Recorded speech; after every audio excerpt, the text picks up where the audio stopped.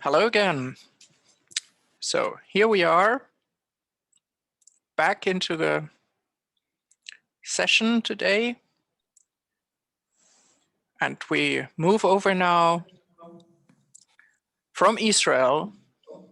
We move back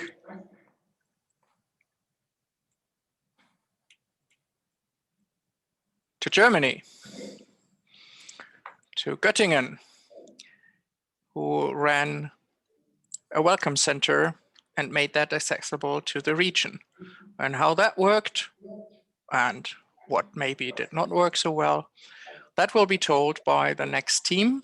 I welcome Uwe Moos and Philipp Jeserich from the university. And without further ado, I give the screen to you. And Philipp, you could start your camera as well. Thank you.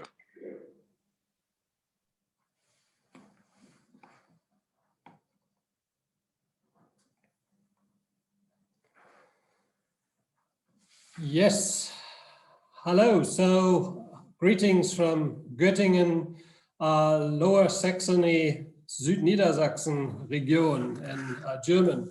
Well, let me start our presentation with the first slide. Here we are. So we are talking about the Welcome Center here from the University of Göttingen and its further development. So we started the operation in 2008 along with the Excellence Initiative of the federal government, where University of Göttingen was successful in. And we did that with the aim to support incoming scientists who would stay longer than a month here in Göttingen. We also offered these services that basically covered all non-academic services needed for the incoming staff, also for the university medical school. We of course did that in the expectation that we would have lots of incoming scientists over the next couple of years. And also because of the increasing competition with the other universities who would also try to attract international excellent scientists from all over the world. So along with the measures in the excellence initiatives, there were numerous scientists to come, and we'll say later on the numbers. In the next slide, we see that the departure, where we came from, and where the development started. So internationalization of knowledge institutions, competition for talent, globalizing markets, international talent as a key factor for the region and the economic development. And keeping international talent, of course, is also a big issue. So the further development, and then over the past couple of years, was that more and more we had a look and interaction into the region, into society, and with the business institutions here. And the university increasingly transferred also its knowledge on internationalization to support regional development, and the cooperation with institutions of regional businesses and development was discussed, including the so-called Südniedersachsen Stiftung, a joint institution to support business in the region. So this regional network to share knowledge, to provide services, and to support international recruitment and the retention of talent was then in discussion. And in the next slide, you can see the two service institutions that were supposed to be merged during the project. So we see on left-hand side the University Welcome Center that operated already many years with about 150 cases per year, offering all these services, including childcare, visa, accommodation, and so on and so forth. And the so-called Südniedersachsen Stiftung operating also since a couple of years with a lower amount of cases, but also for explicitly also for business industry, but selected companies that were that also had a critical mass, so larger internationally operating companies.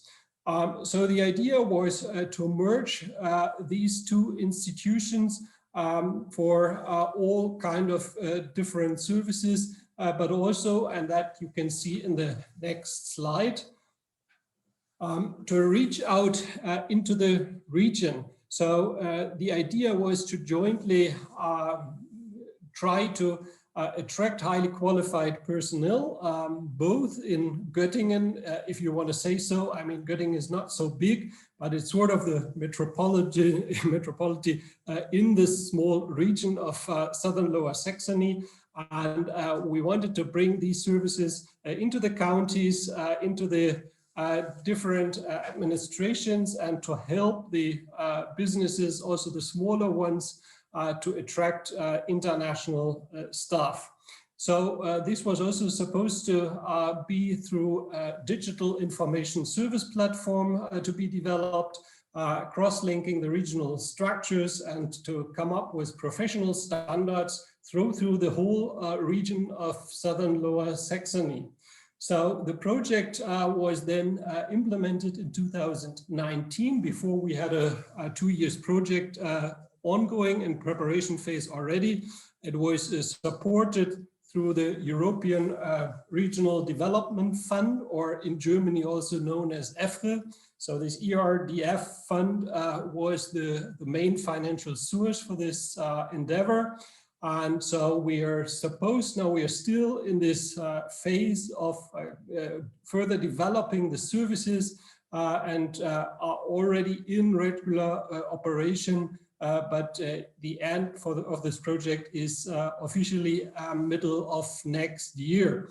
And herewith I'm handing over to my colleague Philip, who is in charge of this operation and the Welcome Centre side of other things since 2 years. And he can say more about the details and the lessons learned in the project, and also especially the transition into the regular operation. Philip, the screen is yours. Thanks. Thank you, Uwe. Yes, I'll do that. With the end of the project phase, evaluation began, and I'll try to share some of its results with you, with a view to general success factors and risks similar third mission projects might run into. So to begin with, the project strongly benefited from high-profile coordination. A vice president of the university, as head of the project steering committee, facilitated access to equally high-profile decision makers in the region. This counts as a success factor, without a doubt. Still, the vice president favored a resolutely top-down approach and tended to capitalize on plans in public relations and the media in order to help implementing the project before these plans had actually been implemented. Things planned prematurely became perceived as achievements. The ensuing discrepancy between publicized image and operational reality hampered making operationally sound decisions and thus organic development. This also turned out to be a serious threat to employee motivation, as it invited the misperception of working for appearance's sake. By consequence, focusing on everyday work proved pivotal since the project phase ended. Unfortunately, 2 decisions jointly made towards the end of the project phase continue to affect us detrimentally. The partners decided not to incorporate the Welcome Centre, say, as a limited liability company with an equal share in capital and responsibility. They rather chose to remain economically independent, thus favoring independent decision-making instead of cooperative efforts to develop the Welcome Centre into the future. Our partner also, and crucially, decided not to continue using the customer relationship management system developed during the project phase, in which not only client data, but also service-related information, workflows, standards, documentation, controlling instruments, etc., are implemented. In so doing, our partner not only cut himself off from most of the project results, but crucially pulled the plug on a digital infrastructure meant to facilitate collaboration in a network of regional offices. The reason for both of these decisions was that our partner's economic situation remains precarious. While the university managed to bring the independent research institutions of the Göttingen campus on board, only 26 cases have been served for regional businesses over the past 12 months, creating enough revenue to keep the service for regional businesses barely alive. Now, all this sounds somewhat bleak, and it is, given that supporting the region was one of the central goals of our endeavor. So why is demand from businesses so low? Support for incoming staff and creating a culture of welcome in a wider sense are soft assets. The willingness of businesses to invest turned out to be limited. The project was planned based on what we had to give, competence in relocation services, not so much based on what regional businesses see themselves as in need of. Thus, the idea of expanding existing services failed to resonate. Before welcoming skilled workers relocating to largely rural southern Lower Saxony, they have to be found and convinced to come. The Welcome Centre project's long-term success depends on strengthening our regional businesses' recruiting initiatives, for which the university has no expertise. Bluntly said, the cart was put before the horse. This exemplifies real-world codependencies third mission projects have to face and deal with. All this being said, the general idea to share competencies, to extend the scope of our services to non-academic partners and clients remains valid. Our project had the best imaginable chances for success. On the operational level, good work has been done and still is being done. All the more heavily weighs our critical summary. An overly enthusiastic publicized image hampers our development. Our partner's willingness to cooperate turned out to be far more limited than it first seemed. The economic basis of his operation in particular turned out to be much less stable than projected. We jointly set up services regional businesses are reluctant to buy unless further assets become available, which the university cannot and should not provide. The project as a whole was conceived based on what the university thought of as the region's needs, instead of assessing these needs in all their facets and complexities beforehand. As foreseeable as these risk factors sound now, they were not, at least not entirely. Our project, its results and prospects highlight the crucial importance of demand-driven project development, an honest assessment of partners' willingness to engage in cooperations in the long run, and by implication on a realistic assessment of cost-benefit ratios in third mission projects. In many ways, our project thus lends itself to being seen as a best practice, but it also highlights critical risks we would be happy to help you and others to avoid. Thank you for your attention.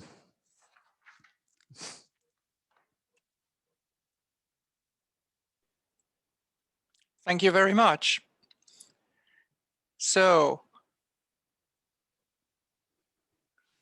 I will play the host, and we've seen that people always need a little bit of time to start posing questions. For me, the first thing is not a question. it's an observation. What I totally love about your presentation is that you do not brag about what worked, but you are very, very open about what did not work as well or where you were stopped. Because I think we all make the experience that we learn best from our mistakes and not from our great successes. So thanks for that in the first place. What I would like to ask is on a very personal level of those people who use the services as individuals. I remember when we did the impact study for you on this Welcome Center, we were quite impressed by the personal, very positive feedback of those who went inside. What do you think? How could you transport this message to the companies? Because it's striking, isn't it? The users thought it's very useful, and the companies did not see the value as much as the users. So what are your ideas about that for the future? Well, I think it is very obvious. First, for those who directly receive the services, to acknowledge that, and because they are.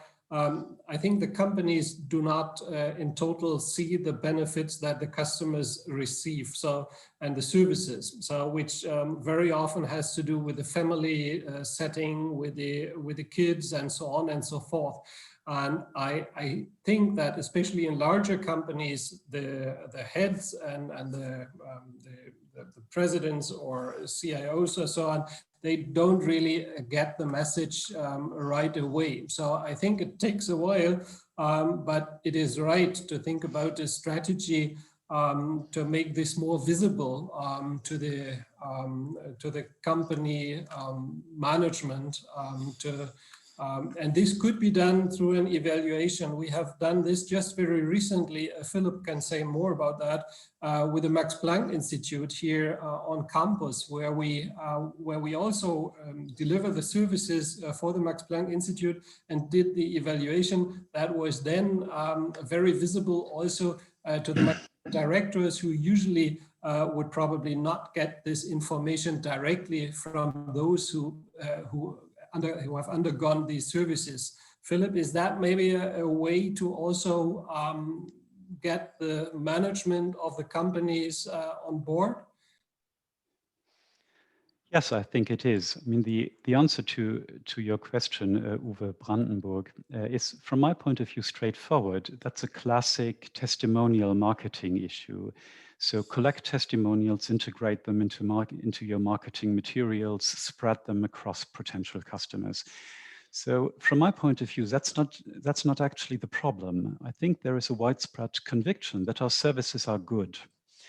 The problem, which is the one I tried to bring out in my part of the presentation, is the I wouldn't say systemic failure, but there's a failure to address the strategic challenge in all its complexities, because companies will be willing to invest in welcome services once they have recruited skilled workers. And this recruitment just doesn't succeed at this point. It does succeed for the larger, internationally visible companies in our region, but these are a very small minority. The majority of companies around here is small to mid-sized, and these do not recruit internationally. They need support to do that, regional support, strategic initiatives, of which the university could be a part, but wasn't during the project phase. That's what I said with that somewhat harsh image. The cart was put before the horse. Welcome services make sense once recruitment initiatives succeeded, and that's exactly what needs to be done. But on the other hand, I remember when I was there, and we had, we also participated in some of the meetings, with the stakeholders in the background. And there was this debate whether the Welcome Center should not be also present on recruitment fairs for workforce for the region abroad. did that develop in some way? Because what I also take from your is somehow it's a catch-22, isn't it? It's like, yes, we do not recruit, so we don't need the Welcome Center, but without the Welcome Center, you will not recruit, which means you don't need the Welcome Center, but then you don't recruit. So it's a bit of a catch-22, isn't it?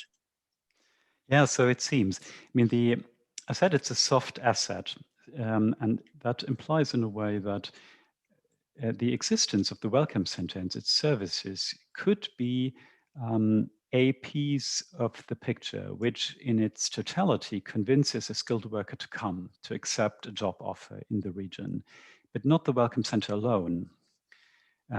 As it is right now, it is an asset our local institution of furthering economic development do use and present, say, on job fairs. Companies mention it, but they order services once a contract has been signed. And we'll have to see how it develops, but the way I see it and the way our discussion with our project partner develops at this point is that a substantial increase in cases served for our partners will not develop unless such strategic recruitment initiatives will be implemented. I just want to say a few words because right at the beginning, and that's now about 4 years ago, when we started to have this idea with this Welcome Center for the region, right away we came across this this dilemma with the marketing and recruitment thing. And at that point of time, we had a lot of discussions with the city of Göttingen, with the business sector, whether or not we should start alongside with the Welcome Center also a regional marketing campaign. And you can imagine that that this brought a lot of stakeholders, a lot of different opinions on the table. Lots of people already jumped on the train with this Welcome Center, and it right away became a very, very large project with a lot of institutions having a say and wanted something to say. And it became simply also too large to start then at the beginning also with a regional marketing campaign for Southern Lower Saxony. You know, you can imagine brand one internationally. It's very precise. Yeah, Why do I feel that when I was in Berlin, it would have been so much easier to say Berlin? You know? Yeah, and exactly that is, I mean, we talked about that a couple of times, and that is, of course, why we are in a special need for such infrastructures like the Welcome Center, because we are not Munich, not Berlin, and then it's of course more difficult for the local companies to attract talent here into this region, and then at least the services must be 100%. And of course, the experiences with these 100% best services are our marketing tool, because this is then the word we spread now, or we try. So it is, this Welcome Center thing is also already in itself a marketing tool in our opinion. And it was seen like as that in the Excellence Initiative at the beginning right away. But this marketing thing is difficult, because then you have all the companies and the city management and the university and the Max Planck Institute and all kind of stakeholders who want to have, and then they all have different opinion what is nice or not. No? 5 stakeholders, 6 opinions. We have the first questions coming in here. The first is from Svetlana from New Zealand, and her question is a very pragmatic one.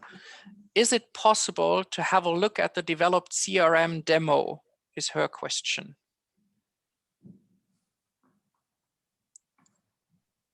We could arrange that, I think. Just get in touch with me. I'll set something up for you. So I suggest, whoever wants to get in touch with Philip, just visit the website of the International Office in Göttingen. You will find him there. It's not hidden. So just get in touch and you all have suddenly a very nice CRM. The second question comes from the TU Dresden. So we have also an institutional attendee. Isn't that cool? the question reads as follows, and I find that quite interesting. Thank you for sharing your conclusions so honestly. In the end, and not just in the case of your Welcome Center, but lots of incoming and integration services, is it not a question of the willingness to invest the necessary resources, such as financial, personnel, attention time by the leadership, long-term into these services, instead of other means to achieve the set goals? How much does this relate to a better understanding of the impact this type of service actually makes?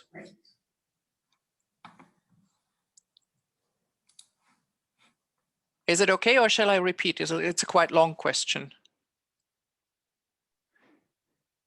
In order to repeat, just quickly, is it not a question of willingness to invest into this rather than something else? So setting priorities.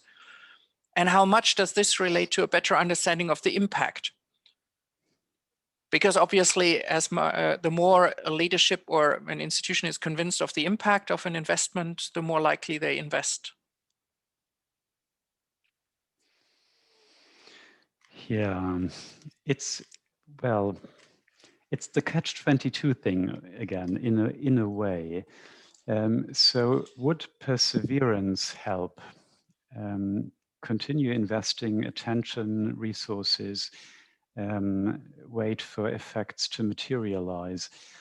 I'm not sure, to be honest. My part of the presentation suggested that I'd be pessimistic, that sheer perseverance and marketing would help. It does help on our side of the cooperation, the university and the non-university research institutions of the Göttingen campus, which we had on board more or less right away. On the business side of things, I'm not so sure. I think that businesses evaluate much more strictly where to invest their money, their resources. And services like these are quite expensive for a small business. And it needs complementary support to help them fill their vacancies by international recruitment. So yes. But isn't that, just to be a bit, I persevere now, okay? On behalf of Dresden, I think in some way, isn't he putting the finger on the wound here when saying, isn't it about the willingness to invest resources here rather than somewhere else from the leadership, just taking sometimes a higher risk?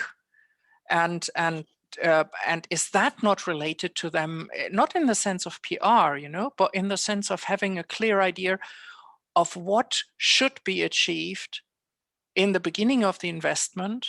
That is what you said, right, with the cart in front of the horses.